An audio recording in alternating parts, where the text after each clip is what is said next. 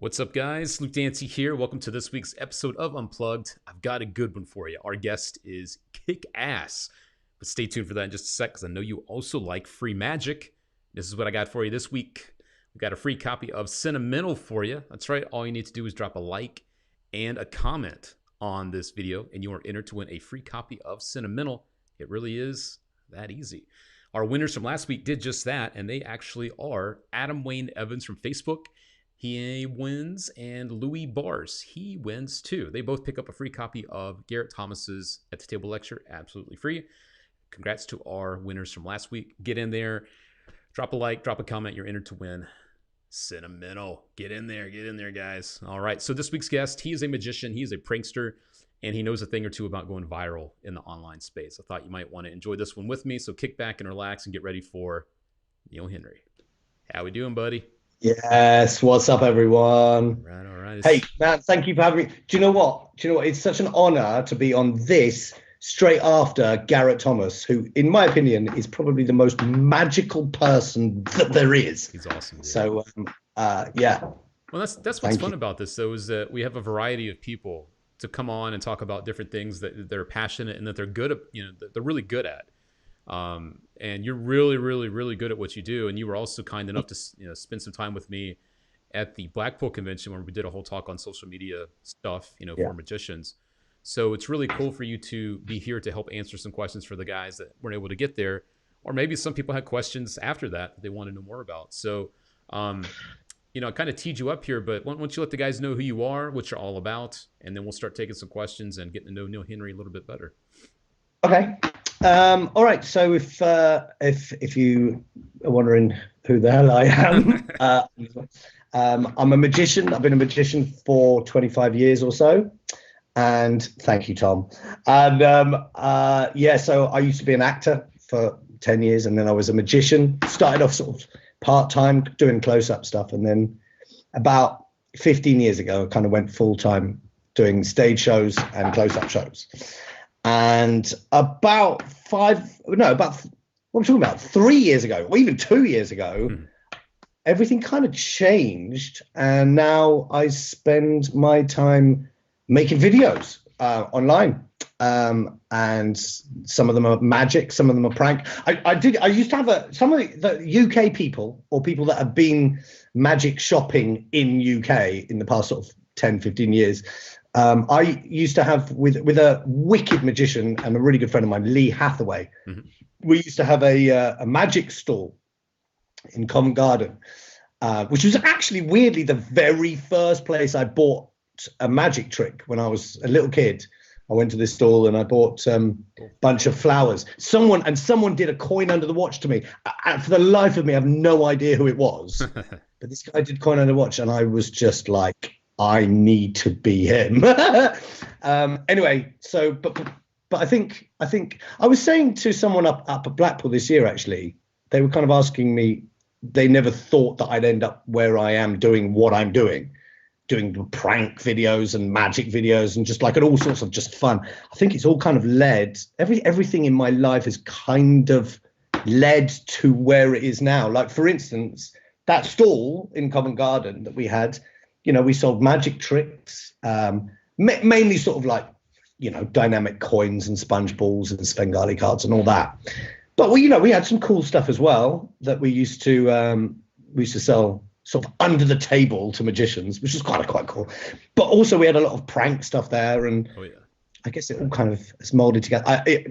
Luke knows this, guys. When I said to him before we got on, I said, I have no plans. I don't know what. I want to be able to say some things that will help you guys with social media.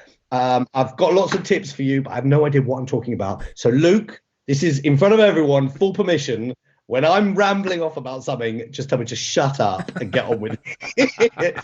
Well then, you're the moderator. I've got to shut this door. Hang on.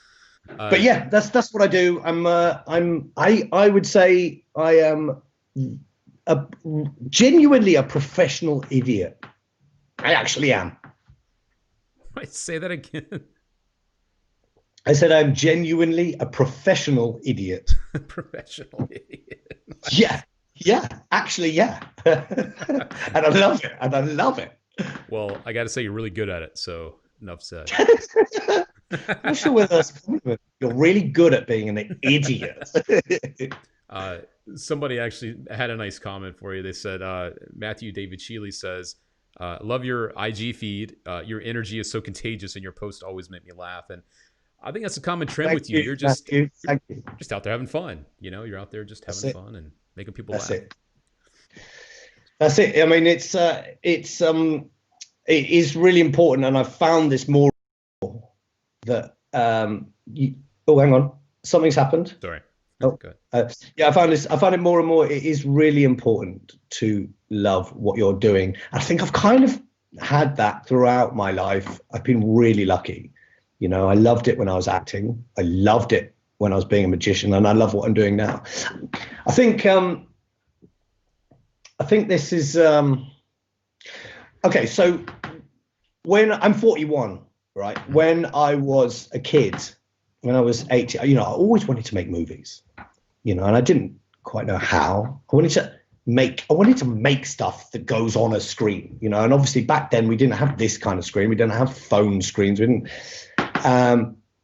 The people that are 18 now or younger now, you guys are so lucky to have the ability to make a movie with this. Yeah.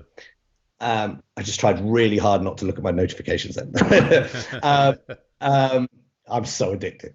But you are you're so lucky to have this, because I quite often have to not kick myself, but I'm like I find myself wishing that I had that back then, and just thinking, oh wow, if I had that then and knew what I knew now, sure. God, where would I be now? You know. But as my wife keeps telling me, you know, that's the most pointless, self-pitying, stupid thing to think about anyways. We've got a great question coming in actually from Corey. Let's do it. This is actually a really good one to kick things off. And then we'll give you guys a little more info on Neil as well as we go along. But his question is, from trial and error, what was the tipping point that made a difference in viewers for your videos? Because you've been doing this for a while, and things don't just happen, obviously, at once. It takes time to gain momentum, and then I guess you kind of break through. But what was the tipping point for you when it came to kind of like doing that to get over that hump? That's an excellent question, and I'm thinking it almost answers itself, because from trial and error. Yeah. I mean, but you know, hang on. So what was the thing that I realized? I think it's when I realized that it doesn't, that when I realized that with social media and these platforms like here and like Instagram, you've got the chance to reach an audience that television companies dream of having, right? They dream of getting the kind of numbers that are possible on these social media. And when I realized that, I suddenly realized this is my TV channel. This is my TV program. And at that point, I realized, oh, I can do what I've always wanted to do right here. And I remember the video. It was one that I shot in Miami, where I did a floating coin trick. Okay. I actually reposted it recently. Did a floating coin trick, and it did surprisingly well out of the blue. And I remember analyzing it and seeing all these things, because I remember that particular trick, that particular video just felt very me, you know. I was being, you know, I wasn't pretending to be a big strong guy, because there was a massive big strong guy there, so I could be the nerd that I am, you know, unashamedly. And because of that, I kind of found myself just being myself and not really caring what I look like, or stuff like that.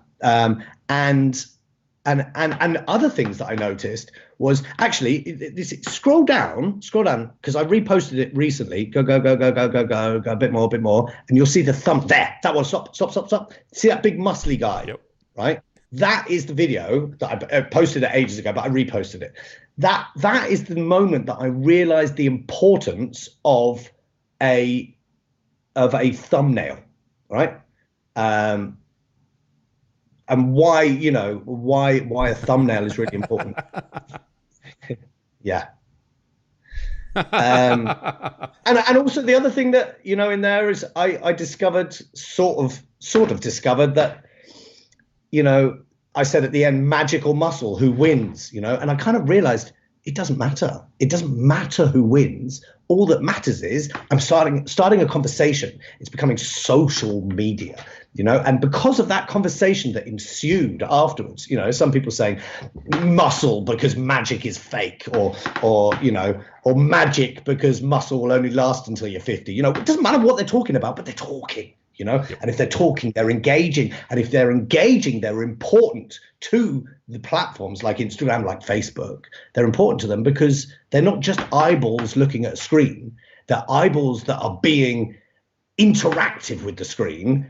And that's valuable to these apps like Instagram, because when they have eyeballs that are, fully engaged at their stuff, they can sell shit to them.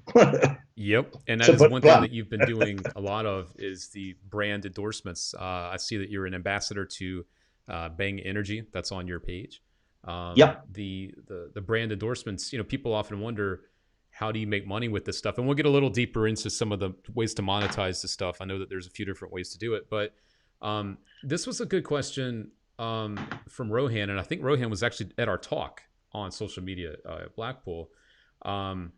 He wants to know, what was your first viral video and what was your approach to posting videos afterwards? Wow. So, Rohan, you couldn't have asked that question at a better time, because there's a lady behind me.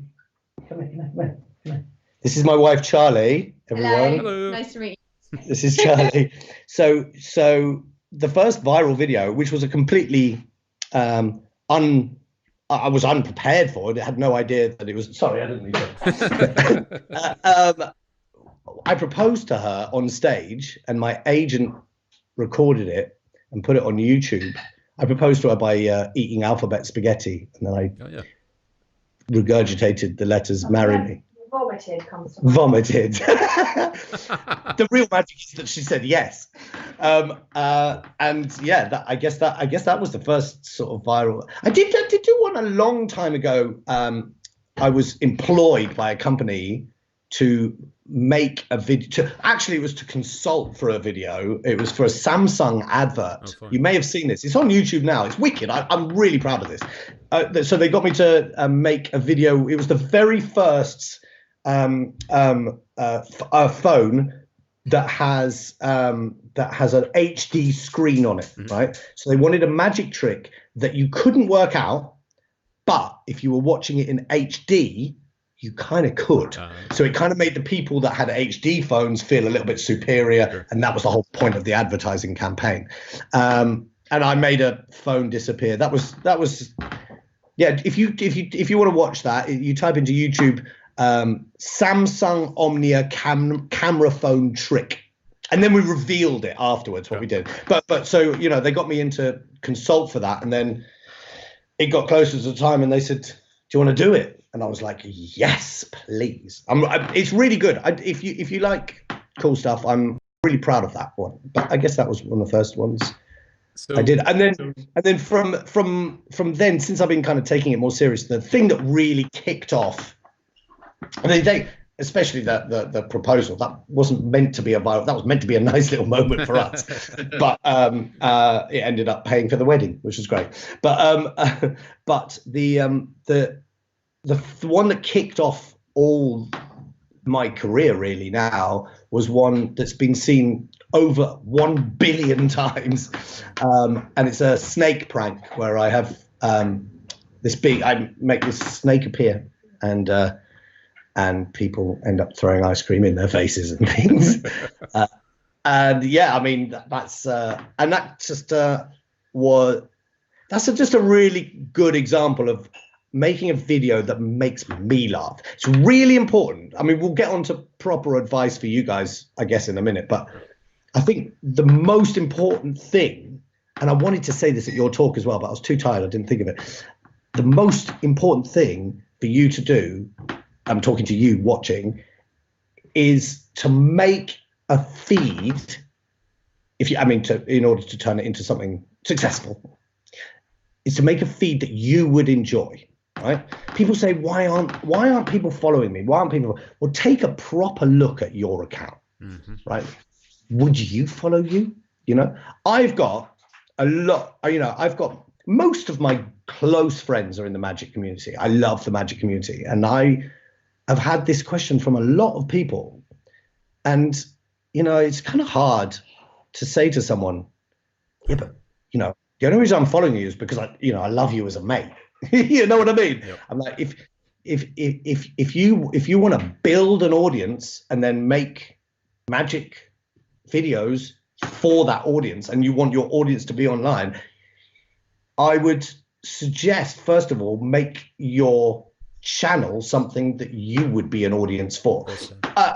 And what you'll notice, and the bigger you get, and the bigger I get, I've noticed, and this is another problem that I've got, is that I have got my page, I'm doing magic, I'm doing funny magic, I do just serious magic, I do pranks, I mess around, I annoy that lovely lady behind me.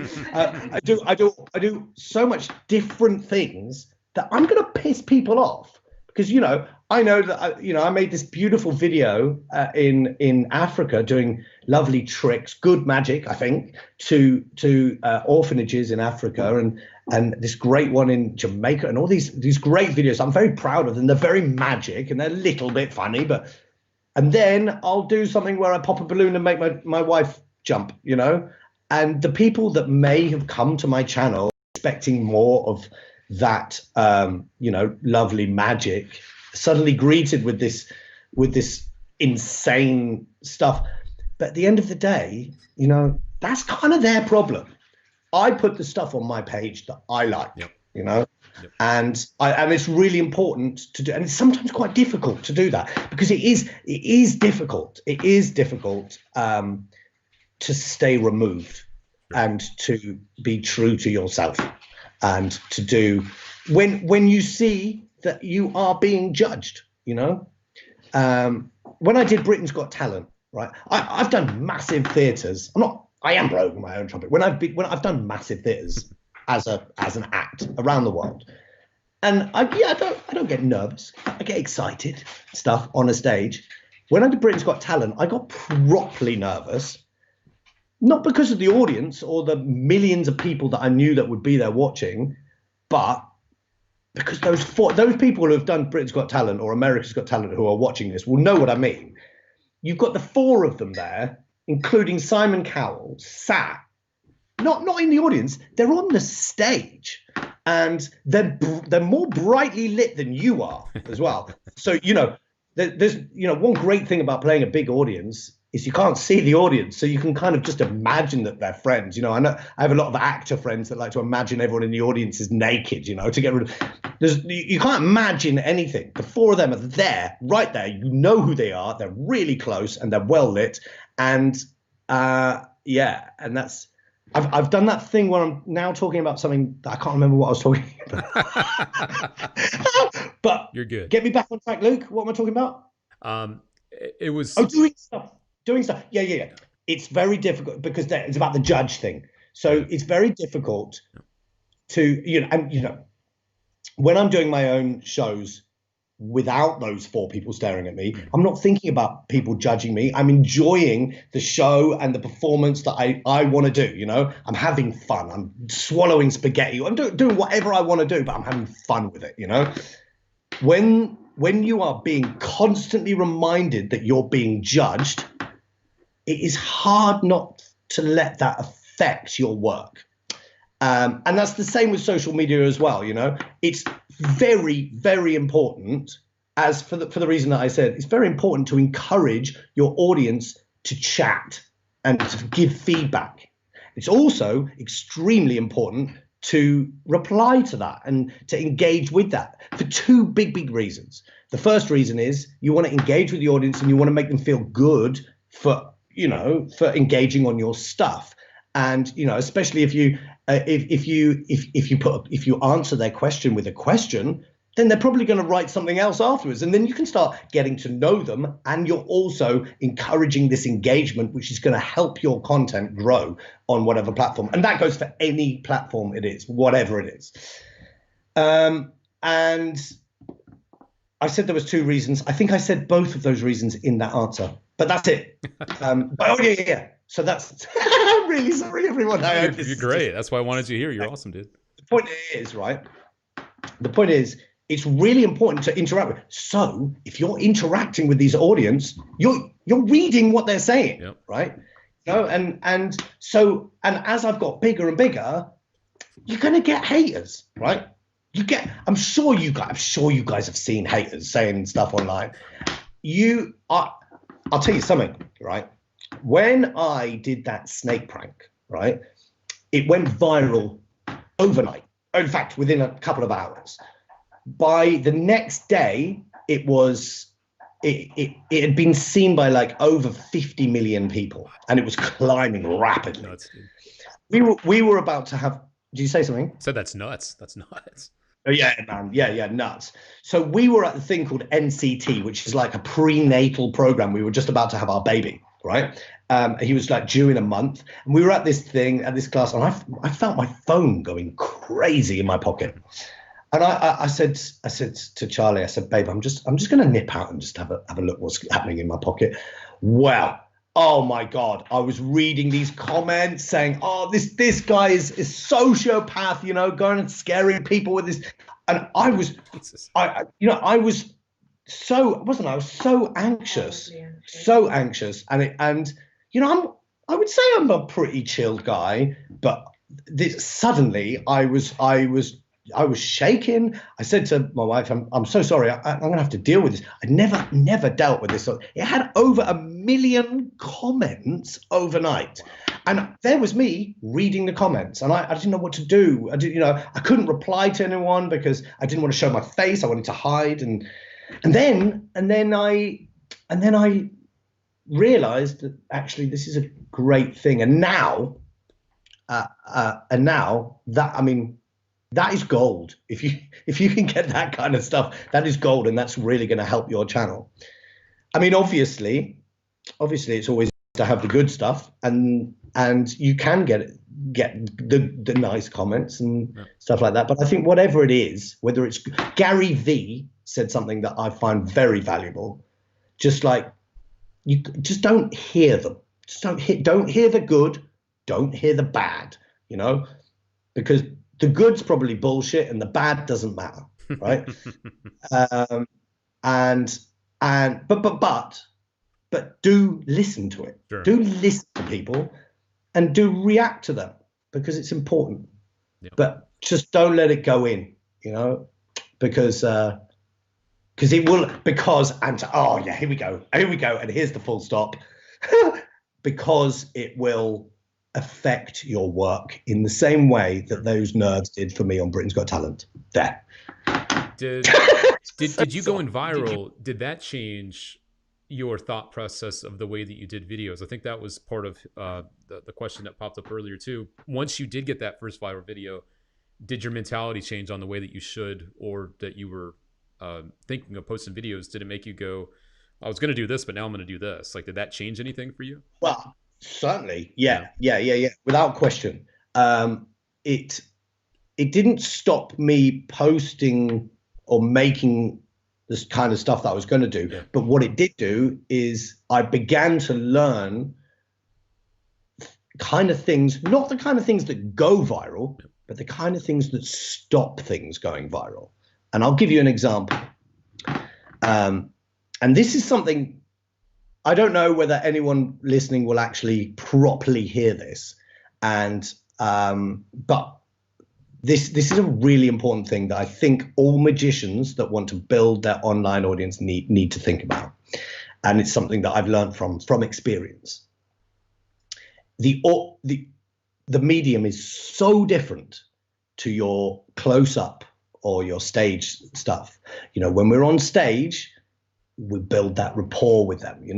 We build the rapport. We make it very clear that the deck of cards is a nicely shuffled pack. Maybe we don't say that, but we'll gesture with the pack and show that maybe they give a little shuffle over there, and then you'll hand the cards, maybe pick out a card, all of that.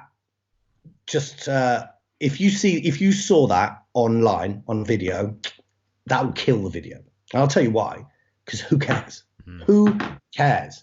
Yeah, we care. We care, this tiny little fraction, because we love card tricks, and I love watching people do card tricks. But the vast majority of people in the world who see a pack of cards being proffered towards someone the first thing they'll go, oh, I've seen that one. Sure. Or secondly, who cares? Unless you're doing it in a hilarious way. Maybe you're on a bungee jump, jumping off. This is a great idea for a video. So on a bungee jump, falling down with a pack of cards, and there's a guy at the bottom and they say, pick a card. Oh my God, that's a cracking idea. But something really exciting. Who's going to sit through that? They're not going to sit through that. So one thing that I did learn is I learned to trim and get straight to the point, and just cut out any rubbish, end cards. Who wants an end card? Who's going to sit through an end card? And if they don't sit through an end card, the video's going to die, because if you haven't watched a video the whole way through, this is an important thing on all platforms. If a video is not watched the whole way through by a good chunk of the people that are watching, the app, say Instagram, is going to say it's unimportant. Instagram wants to, it favors, and Facebook and all of them, they all favor content that people want to watch. Is it worth me explaining why, or does everyone know that? No, I think we're good on that. Yeah, I think we're good on that. Yeah. This is something that I'm curious about that goes kind of into this world of creating the content. And I've seen this pop up a couple of times, so I want to make sure we get to this. Luca was asking about, have you had to, and in the past, to build up to what you have now, do you have any advice when it comes to spending money, maybe on boosting posts or getting your stuff out there in front of people? Or is that a bad idea when it comes to getting your content out there? Well, I've never boosted a post. Yeah. So I don't really have any advice on boosting posts. Yeah. Shout outs. So with shout outs, there's something that I've done with friends and people that have become friends, is the more I've grown and the bigger I've got and the more traffic that comes to my page, you obviously get other pages that are of a similar size that want to share in that traffic. And then, you want to share in theirs, because obviously they're going to have different. So what you'll do is, maybe one page will say to me, I'll post a little shout out for you on my story if you do it for me. And that's, I've got to be honest, it doesn't really work that well anymore. I think I've got a theory about this, actually. I think it's because people are now so used to stories. I'm just reading this comment on here. That's really interesting. As Paul Daniels said, you got to think about who and where you are performing. Being in theatre, you want to create friends. On TV, you got to think. Yes, Mark Wybrow. Yes, couldn't agree more. And now I've lost my thread. I wouldn't. Oops. Well, whatever it was, imagine it was good. It is something. Yeah. Putting things on stories. Yeah. So I think the reason it doesn't work anymore is because people are very used to using stories, and they just sit on the stories and they don't want to go anywhere. I think in the old days, people used to, when stories was quite new, they would take these recommendations and go and check out their main page. But I think a lot of people are actually using stories to live on, and a lot of people are actually just staying on the stories. So maybe that's one reason. But yeah, that's certainly a way. If you want to do that kind of thing, find people that are of a similar size as you, and a similar size, and also have a similar kind of audience. You don't want to be putting your shout out video on a beautiful calligraphy page if you're a heavy metal magician, because it's not going to benefit you. Yeah, of course. Yeah. Also, just so everyone knows, is just joining us here, we are chatting with the one and only Mr. Neil Henry. Neil is a magician, prankster, and has a knack for going viral on social media platforms. So if you guys have questions about that kind of stuff, let us know. Um, this is one that came in from Corey, and I know Corey is someone that's worked not only in this space. He's good friends with you guys, and he's done a lot of stuff with Julia Steen too, but when it comes to the process of editing your clips, do you have any advice on, let's just kind of group it all together, shooting and editing your clips to make them fit the format for social media? Do you have any tips on, yes, you have the content, but is there a certain way or a certain style that you think people should look at it, as far as what's acceptable or what's something people expect now from this type of content? Yes, man, I could write an essay on this. Let's see if I can keep this as sweet as possible. I'll give you a couple minutes. All right, go for it. Yeah, do. And then and then stop me. All right, here we go. Yeah, it's really, really important. First things first, I would at the moment shoot in portrait because it fills a whole screen. This was actually something that Julius Dean discovered. It's genius, because when you've got something that's filling a whole screen, it's going to take longer to swipe off it if you're scrolling through, which means you've got this thing on. You've got more time to be able to get their attention. I would also, like I said, trim the fat from videos. I would say lighting's very important. I would say because you want it to ping out of them. I'm sure you've seen videos online and you haven't really watched them because they're dark. And you want to be presented with bing. Mm-hmm. You want to be presented with the best quality video and lit and as possible. Also, I know that, other things like TikTok, they actually favor videos that are brighter. The platform does. So that's very important. The other reason why you do it in full screen is because on Instagram, you have a choice. You can either do it in square or in full screen. You can do it in horizontal as well, but that takes up very little screen space. And so it's very easy for people to swipe off it. Also, that means you can then cross-post it onto Facebook, which is perfect for that. The only difference is on YouTube. But YouTube is now, compatible with. You can do what's it called, portrait on YouTube. Landscape on YouTube tends to be mainly just for vlogs stuff. It's very difficult. Actually, it's a big problem working out which way to do it. TikTok. By the way, if you're a magician and you're not on TikTok, get on TikTok. It's great and it's so perfect for magic. Little bite-sized pieces of visual wonder. It's great. Get on that. Other tips for editing: just make things snappy. Caption. I would always subtitle, because the vast majority of people watch these things with the sound off. Most of them are on a bus, or they're they're in school, or this was a thing I did with Keith Barry. What a nice guy. I met up with him recently, met him for the first time, and we made a whole bunch of videos. He was cool. That's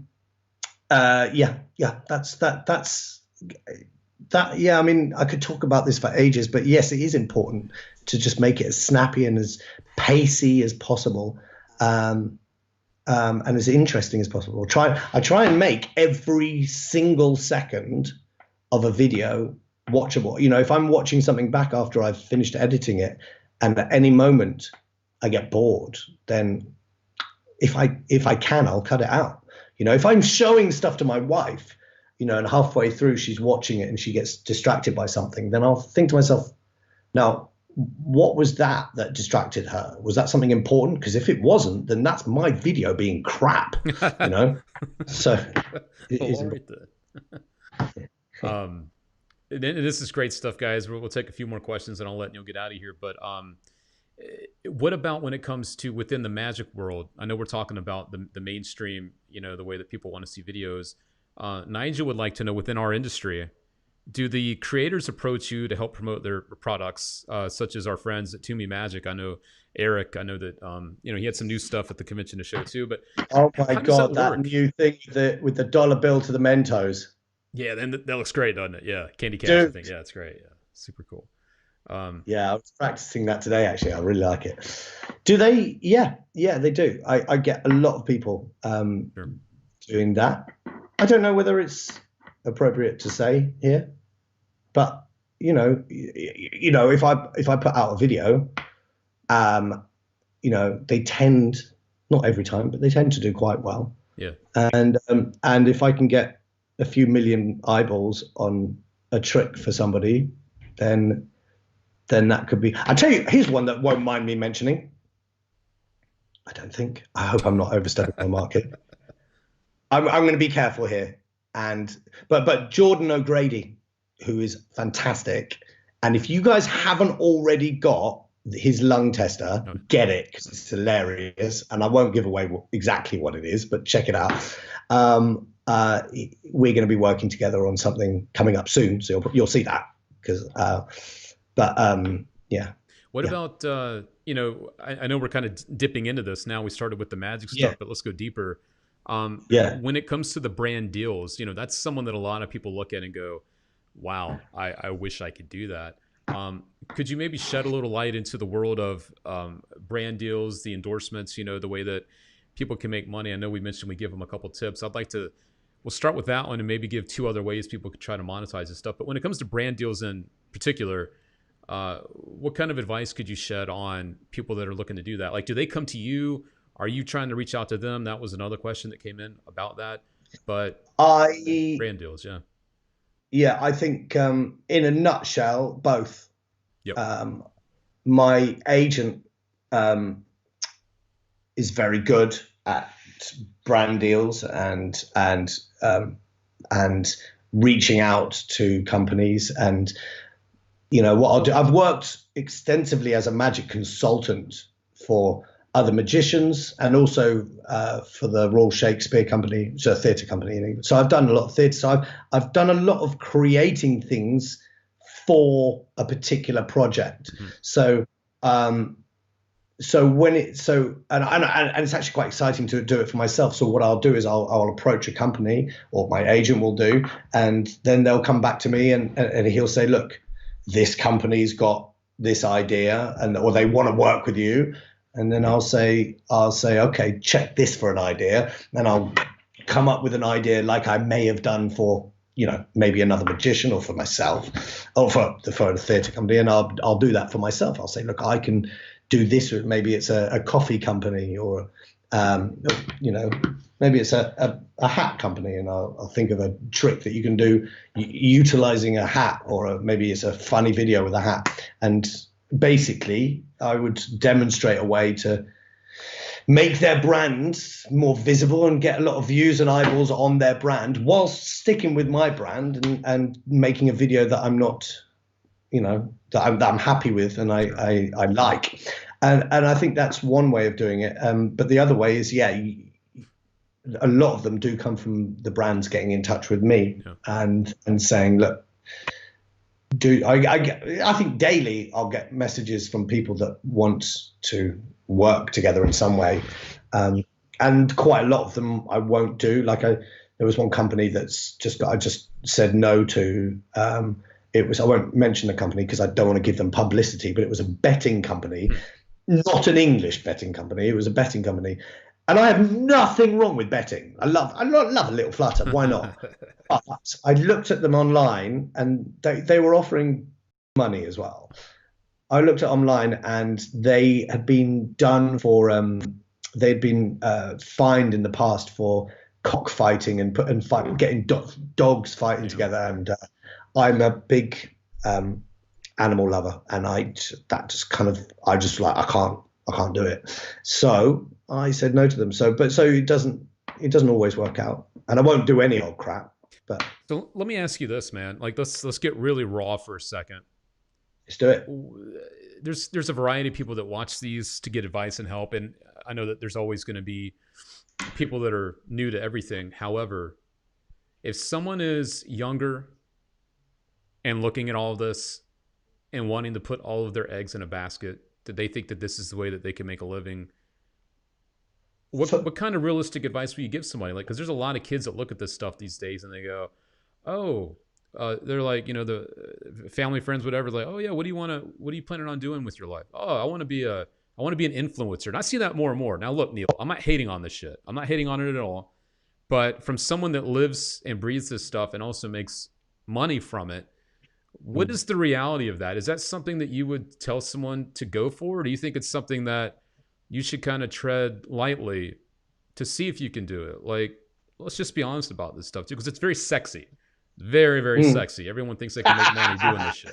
All right. You say looking at a sweaty bald man.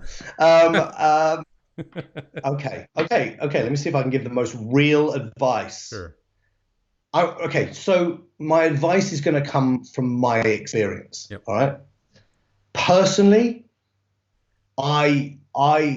because it's the way that I came, I would recommend nailing the live stuff, because then you know what a real a real audience is there. When you're doing stuff online, you don't see the audience. Yep. And that's something that I'm really glad I've had 20 years of experience of, Now, just to clarify, when you say live stuff, because we're doing this live, you don't mean live online. You mean actually live out there as a performer out there in front of audiences. Making magic happen in their hands, Yes. If anyone's seen Garrett Thomas live, Yep. if you've seen him at Blackpool, he could do anything. And you feel like magic has just happened right in front of you. And I walk away from Garrett Thomas. I don't know whether he's watching or not, but I walk away from you, Garrett, if you're watching, like I've just met Gandalf, and and that's why I love magic, this thing. And he does it. And I would never ever say that I'm anywhere near like that, but I have experienced splashes of that working as a magician, as I'm sure all of us have. And I think it's important to know at least what that is, whether or not it's something that you do, just understand it.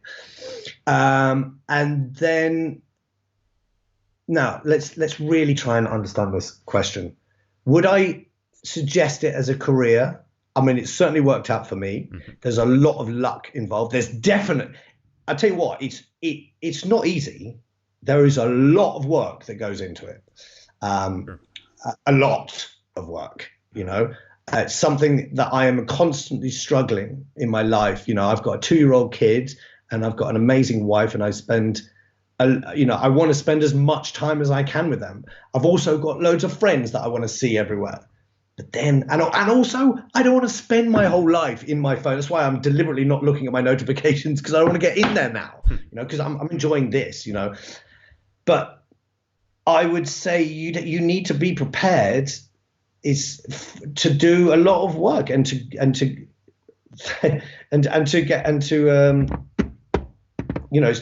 study. Can I give a more direct piece of advice as opposed to, I don't really know how to answer that. Well, no, I think you said something that was very important though right there before. I'm sorry to cut you off, but that it looks fun and it looks appealing, but it's not easy. And I'm glad that you pointed that part out, and feel free to continue on. But look, it is fun and it is appealing. Yeah. And I do love every moment of it. Sure. But it's not easy. Right. And it's a lot of work. It's the reality of it. Yeah. Yeah. Yeah. I did think of a really good piece of advice. I've forgotten it. It will come back. I cut you. I didn't mean to cut you. No, that's fine. It's fine. I just think it's important for people to realize that with a lot of social media, not just people's lifestyles, but the way that things look online, that's not always the reality of it. And people seeing you having fun with these videos. I mean, one of the first things we talked about on the panel at Blackpool was the grind. That there's days when you don't want to make a video, but you have to make a video if you want to keep the consistency there. Yeah. And that's definitely part of it. And speaking of that, would you say that consistency is one of the magic words when it comes to this stuff, and building up your brand is consistently doing it? Yeah. Humongous. Yeah. And not just in this, in every single thing in your life. Consistency is key in everything, right? And that goes from whether you want to get fit, whether you want to build a relationship with someone you love. It's not about just, giving your wife a massage quickly on one day. You consistently have to work at a relationship. You have to work at being a father. You got to work at at the piano. Rehearse. If you want to rehearse moves or your cardistry moves, it's not something that you pick up in a day. If you want to build on a platform like Instagram or Facebook, you consistently have to work at it. You have to I'm not just talking about working on your work. I mean, like consistently posting. John T said something very interesting at your lecture the other day, the talk thing. It's not just consistency about posting at a similar time every single week or every other day or however consistently you want to do it, but also consistently in your style. This is maybe something that I need to work on because I'm changing my style all the time, but you consistently and consistent length and maybe a consistent feel of the video. If you go through my Instagram and you go back like 2 years ago when I was just posting cat pictures and funny pictures of writing or whatever, I don't know, you can see how my thing has changed and it's kind of developed into what it is now. And yeah, I think. Yeah, and you can see how I've kind of stayed consistent in a certain thing, and then I've kind of built onto a different thing. I think it's really important. Yeah, right. Okay. So look. So this is If you go back. This is when I was kind of just getting into it, and then I was just doing stuff. That was when I went with Julius to Ibiza. He's taught me so much, man. He's an absolute flipping genius when it comes to this stuff. That's that snake video. Keep going up. That's when my baby was born. Yeah. See, I mean, at the end of the day, who's going to follow this? Who's going to follow that? Nah, no one really, right? Maybe that's a bit more exciting, little bit more. And then we all know. Hello. Yeah, great trick, Patrick. And then I began to get it. That's, by the way, a real triceratops brain. And then as you scroll up, keep going up, and then I suddenly realized the importance of the thumbnails, right? And then, oh, look, that's a video that Murphy's posted of mine. Yeah. Thank you. Yeah. Thank you, mate. That was the first contact we ever had. All right, and then keep scrolling up, and now I'm getting it. This is when I'm posting more magic videos. That's when I first posted. That's probably the first big viral. And at this point here, I was posting consistently twice a week on the same time, 5 p.m., which is, when I wanted to or when I could, at 5 p.m. twice a week, once on Tuesday, once on Friday, and I was doing it every single time, right? And then I decided to bring in a bit more pranks and using these sort of arrows so it pings out on a explore page and, and using words to make this interesting. That's my favorite video I've ever made, that one with the huge fish. Anyway. Oh, we're going in. I adore this. I just got a new one of those at Blackpool, actually, because I left it on a train. Somewhere there's an appearing fish on a train.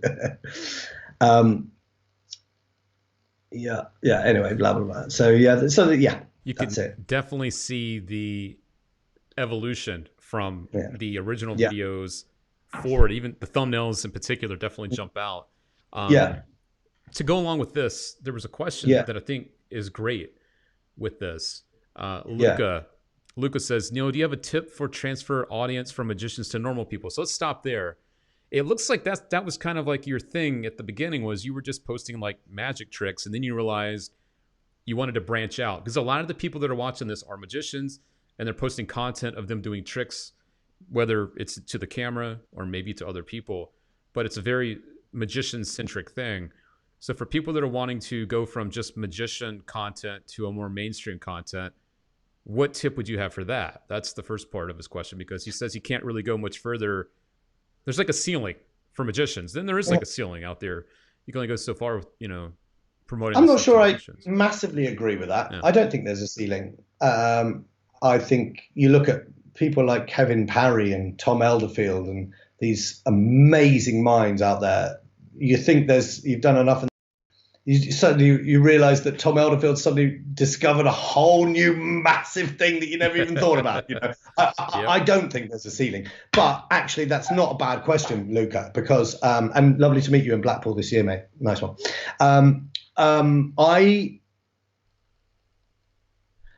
the reason why I branched out onto pranks and other sort of funny videos is because I decided to, and also the reason why I really understand how these things work is I've had great advice from people that have cracked it before anyone else did, like Julius. I mean, he's a king and he really knows his stuff, and he kind of worked it all out before anyone did. But the main reason I think why I've realized this stuff is because, and you should do this if you want to, is go on these platforms and be an audience. Be an audience and go through and really pay very close attention to how you're acting and how you're behaving on there, and make note of it. And what I mean by that is look at what you like. Why did you like that? And why did you just follow that person? And what I discovered, one thing that I discovered is that I really enjoy pages that are very eclectic, and pages that are filled full of magic and pranks and just fun, and just pages that just bring joy in whatever way. And that's when I suddenly realized, this isn't a close-up gig, this is my channel, and I can do whatever I want. And if I do it in a way that makes these videos exciting, and I also pay attention to what I watch and like and what I engage on, and I'll try and implement those things in my videos, then my videos will do well, and they will grow, and so will my page, and that will happen because I'm paying attention to how I'm acting on the platform. I'm going to stop there. Am I making sense? Oh yeah, trust me, we're all listening. We're all taking notes. Yeah. Okay. So I think that's probably if I could give one piece of advice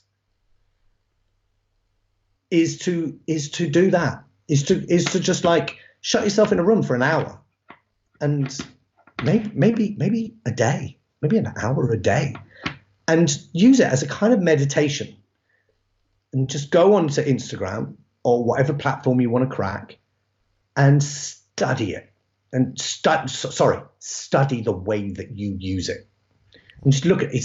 It's fascinating. I've learned more than I've learned in anything by watching how I use that platform. And that is why my pages are like they are.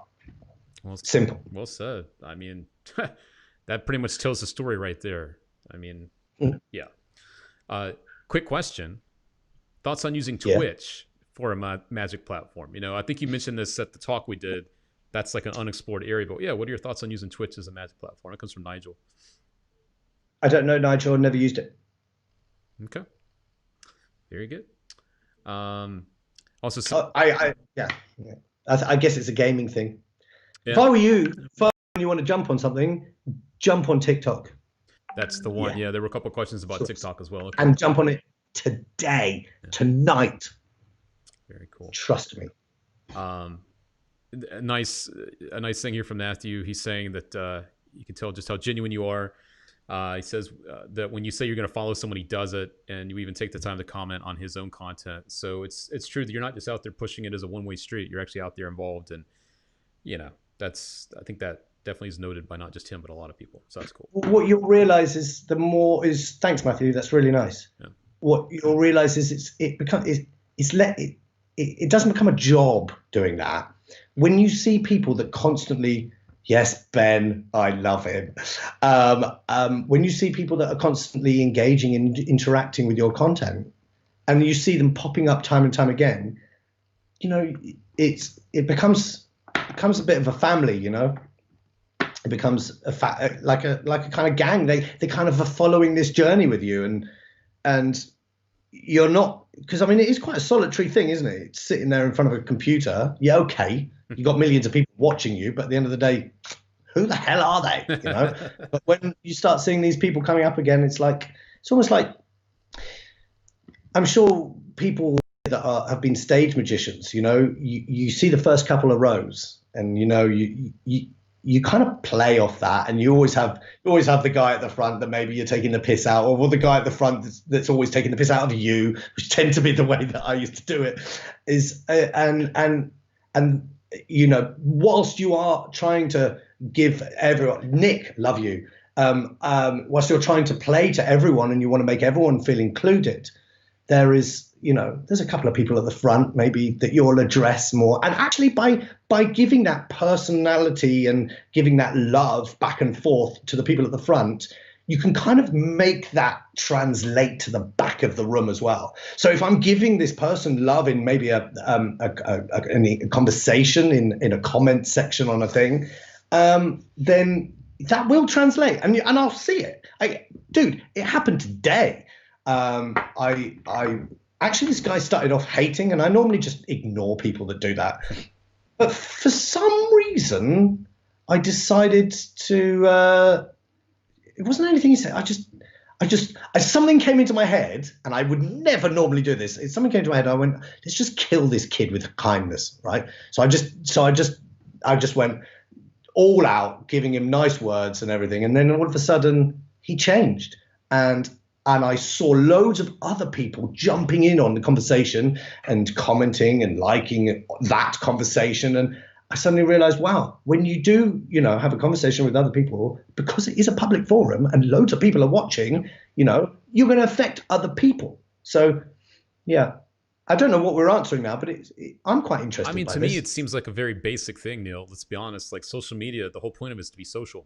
And the fact that you're actually being social to people is like, I wouldn't say it's a surprising thing, but it's like, it's something that's noticed when that's the whole point of this stuff to begin with. But so many people miss that, Absolutely. Yeah. Do you have time for one more question? I know Dude, man, I'm enjoying myself. I'll tell you something. I'm leaving. Julius has got his show in New York, and I'm leaving at 4 a.m. If anyone's watching in New York and you want to go and see a show, go and check out his Instagram. It's a wicked show. Anyway, I've worked on it with him. I'm going out with him in the morning. I've got all I've got to do is pack. I'm having a good time. If you want to keep talking, I can keep talking. Oh, we appreciate it, man. Everyone's bored. I don't know. No, this is the fact that there's so many questions. We have a guy who says something, so we all appreciate fire away, mate. If I have to go, I'll say. This is one from Corey, but I think that a lot of people want to know about this. I'm going to bring it in for him. How important are hashtags on Instagram and TikTok, and how do you find the best one? So let's talk about hashtags for a minute, because that is the language of social media, or maybe was it the language of social media? How important is hashtags? Yeah. They're not really. I wouldn't say massively. I think much more important is the content itself. Yep. The content. It's about the content. And these things like Facebook and Instagram, they can categorize the video. You have no idea how amazing this platform is that we're on right now. They are alien in how advanced they are, right? They know exactly what a video is. You don't even have to put a caption in it. Trust me, if you do something in a video and hint at the fact that you want to buy a digital photo frame, you'll be advertised one. Oh, yeah. And why I'm saying this is because people use hashtags to categorize a video. You also can, people can get traffic from a hashtag, but I mean, who searches in hashtags? And also, if you do put a hashtag, when you're searching it, you want to search for things that people would search for. If I go, one thing that I've noticed that I look at, I love to laugh and see, and I love surprises, right? So I will search something like funny video or twist in the tail. I love little twists and thing, or something. I'll search something. That's what I'll actually search. So that's actually probably quite a good hashtag. If you use something like hashtag love, who is going to go on to Instagram and type in hashtag love? Apart from anything else, it's the biggest hashtag in the world. I can't remember how many billions of posts are on there. You will never, ever, even if you are the most popular post on Instagram, you will never rank in hashtag love, because there are hundreds of thousands of posts being sent to that hashtag every single minute. Right. If you get the number one spot there, you'll be there for a second. But I wouldn't worry too much about it. But having said that, every time I post, I will think carefully and hard, maybe for 5-10 10 minutes about what hashtags I'm going to do, I'll still do it. Yeah, it is important. And but what I'm doing is I'm looking for ones that I think people will search in, because I have searched in. We had a question in from TikTok as well. And speaking of that, our friend Leon, he's watching over in the Magic Session Facebook group. He says, I started TikTok yesterday because of you, Neil. He says that his kids think he's a freak. He loves it. He's going to have a lot of fun with it. Speaking of which, Corey also wanted to know, without any followers, how do videos get seen? He says he's new to TikTok. So let's take a look at that.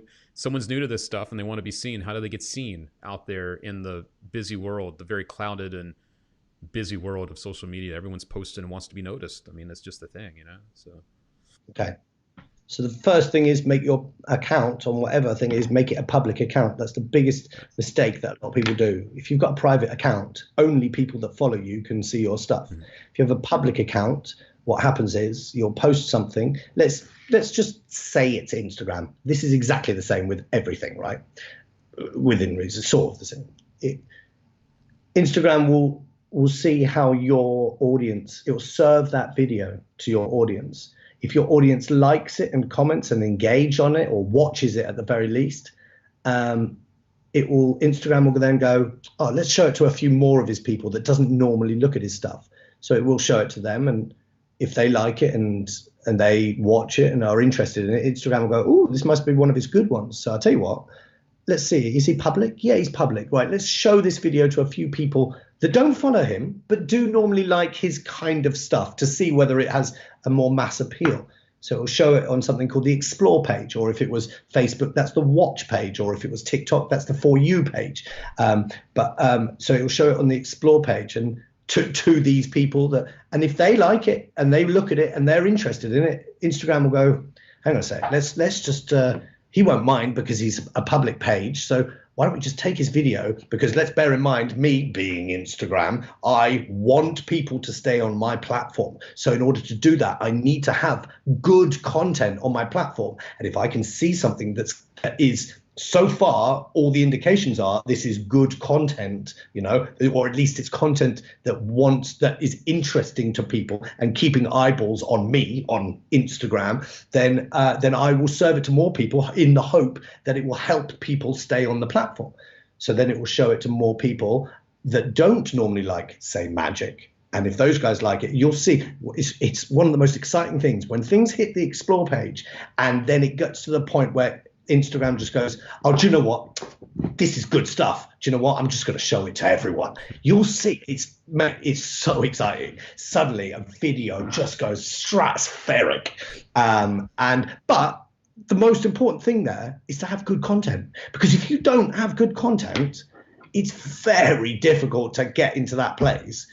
When it does get into that place, then loads of people see your stuff. And then if you have a page that's exciting, that like we were talking about earlier, then that's going to drive traffic of people that like your kind of shit, and it's going to bring it to your page, and they're going to see your page. And if they like that kind of stuff, then they're going to join you on your journey, and then it just snowballs along like this. Then you've got more people in that pool to be able to impress in that first little 5-10 minutes or half an hour of posting a video, which will help it then do that whole journey again. And I'm going to stop there, but there's so much more to it, but that's essentially how it works. And it works like that on every single platform. The most important thing is that people watch your video. Yeah. If people don't watch it all, it's tough, isn't it? I mean, let's not beat around the bush. So it is tough, because the one thing with social media is everybody wants attention. Everybody wants to be seen. It's like that's what it's there for. Everyone wants that. Luke, yes, yeah, you're right. But Luke, it's really important for everyone to realize, one, there's enough audience out there for all of us. Well said. And I've fallen into the trap of comparing myself. Of course I have, but I try not to. And I think it's extremely. I don't know whether that's I think it's really important to not treat each other as a competition. This is not a competition. We are all in this together. you know, I see so many fights in these magic groups. You know, there's so many fights. I never get involved. Do you know what? I do get involved sometimes, actually. You are really good. You are great in all these arguments, and I see them all. You're great, and I agree with. I don't think I've ever seen something that you've written that I don't agree with. But I mean, guys, I don't know whether everyone agrees with me. Maybe I'm just completely wrong. We're all in this together, Yes. and you know, and there is room for all of us. There really is. No, it's true. And I mean, I think what it all comes down to at the end of the day as well is that you seem to genuinely enjoy doing what you're doing. And I think that is one of the reasons why you have staying power is people see that and they have fun with it and they connect with you. And I know that's something we talked about at Blackpool too, is that humanizing factor where people actually know that you're a real person doing this stuff. And that's something a lot of people get lost out there. They think they have to be something or do something that they're not, which kind of goes back to the competition. You looking around and trying to mimic or whatever. I mean, no one can be you. So I think that's another thing people should always keep in mind. That's true. So. I don't know whether it was in one of his books or whether he said it in an interview or something, but Darren Brown, he's one of my all-time heroes. I adore that man. He said it's don't be he said one of the most sincerest forms of flattery is when people copy you, and it's fine to have that person copy you. Yeah. You know, because, you know, I mean, how many people have copied his style? Pretty much everyone, right? I know I have from time to time, especially when I was back in the day doing stage shows. But then I think that it is important to. It certainly helped me on my journey. Any bits I picked up stuff from so many people. There's one of my favorite magicians out there is a guy called Dan Alexander. Or he's also known as Daniel Bowring. I don't know if he's watching this, but Dan Alexander, you have no idea how much you've influenced me. He's Richard Steele, yes, mate. Dan Alexander's his style of he kind of has the similar sort of thing as Garrett Thomas in that just makes real magic happen, and that I found myself copying him, and then I've also found myself doing a gig with him. And then suddenly hearing myself maybe say a line that my brain is clearly just copied off him. And I'm like, you know, I suddenly realized, shit, no, don't copy him, you know, but certainly be influenced by it. And I think, yeah, it's cool to be influenced, but I've definitely been influenced by people. I don't know where this came from again. It was just the whole thing about being yourself, you know, being genuine. Yeah. And not trying to be something that you're not, because don't try and be someone that you're not, but do be influenced by people, because, you know, all of us are such a cliche, but we are standing on the shoulders of these amazing people. Yeah. And if we're just to ignore them, no, you know, let's learn from them. And yeah, well said. So one last thing to ask you is, if you had one piece of advice for someone that's looking to jump into this, and I know that's a very vague thing, but if you had one thing to tell someone, it could be just a quick, short answer, you know. And also, actually, before we get into that, maybe this will be it instead. Is there one platform that you would tell people, this is the one right now that you should hop on? Let's just do that instead. If there's one platform that maybe people are missing and they haven't jumped on yet, is it TikTok? Because I know you've mentioned it a couple of times. Is that the one people should? My favorite is Instagram. I adore Instagram because it's the right length for what I want to do. It's the right platform for my material. Okay.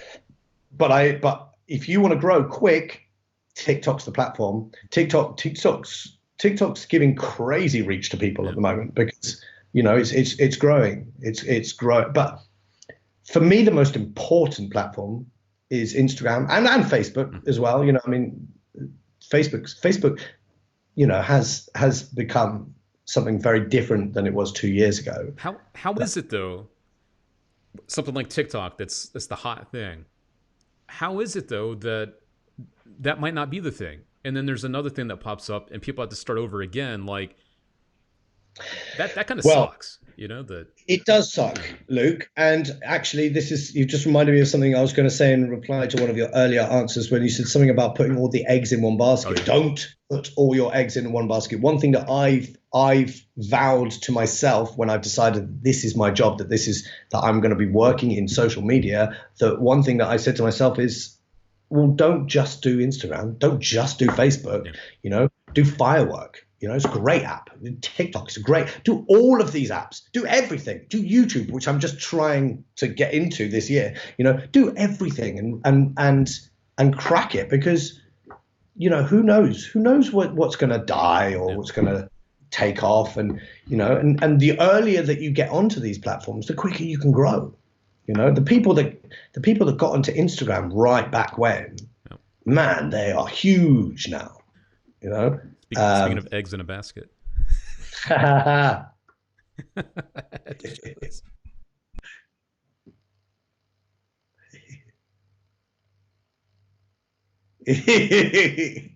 Wow. That's so good. Even the little music that goes with it's great. I love it. And the ta-da. Oh. Yeah, that's my bald egg head.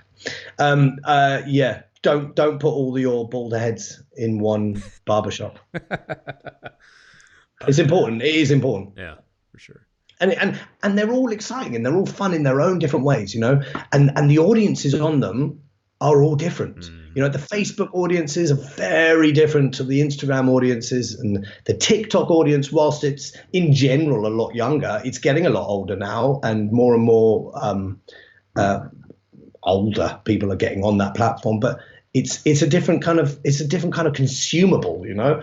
It's just quick bite-sized stuff. It's almost like Instagram stories, but you know, I mean, the king of all of these is Zach King.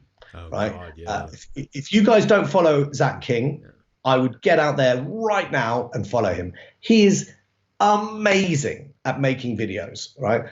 So he does these sort of CGI type magic, but it's just wonderful. Just go and check it out. But if you look at the way that he's edited, in fact, actually, this is a really good piece of advice. Look at how he's posted on YouTube and how he then takes the same video, slightly tweaks it, maybe slightly tweaks the format, maybe all sorts of different things with it, maybe the caption, whatever, and we'll put it onto TikTok and then it flies there. He is the king of social media exciting videos. And I would advise anyone who wants to get into it to study him and enjoy him, because he's the best. I love him. He's also a great example of adapting to the platforms, because if I'm not mistaken, Vine was where he kind of blew up, right? When that was the thing. Isn't that right? Yeah, that was, Was it not YouTube? I first saw him on YouTube. I don't know where he first. I guess he probably did. It probably was Vine, wasn't it? Yeah. I think that's where he kind of started, and then everything else kind of kicked off for him, and he kind of branched out. But yeah, if I'm not mistaken, it was Vine where he got his start. Yeah. Yeah, he's a king. He's a king. You said if there's one piece of advice. Yeah, and it doesn't have to be anything like too big. I know I've taken up way too much of your time here. Easy. Okay. Easy. Be the audience you want to perform to, and study how you are. Right on. Well said. Because that way you'll end up making things that you enjoy watching, and you'll make it to a standard and a quality that you would want to watch, and you'll enjoy doing it. I think that's really important. You know that Neil's serious when he brings it down to the serious. I'm very rarely serious. You got real there for a second, so there you go. All right.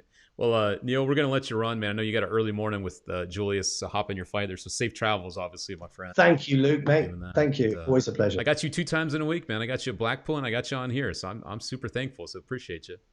Anytime, mate. Anytime. Thanks for having me on. Bye, everyone. Thanks for watching. Very cool. All right. Well, there you go, guys. One of the best around. He's killing it out there. Definitely check him out at the Neil Henry. That's his Instagram. Also over on Facebook, he's been blowing them, going viral over there too. And it just goes to show you, if there's one lesson to take away from this, it's everything Neil told you, but also that you can just be a really cool, decent person while doing big things. And that's something that I think a lot of people could learn a great lesson from. So Much love to Neil and to you guys for all the great questions. I know there were a lot of things we probably didn't get a chance to get to, but there's only so much time in a day. Also, don't forget, we are doing a giveaway for Sentimental. All you need to do is like and comment on this video, and you're entered to win that. We'll announce the winner on next week's show.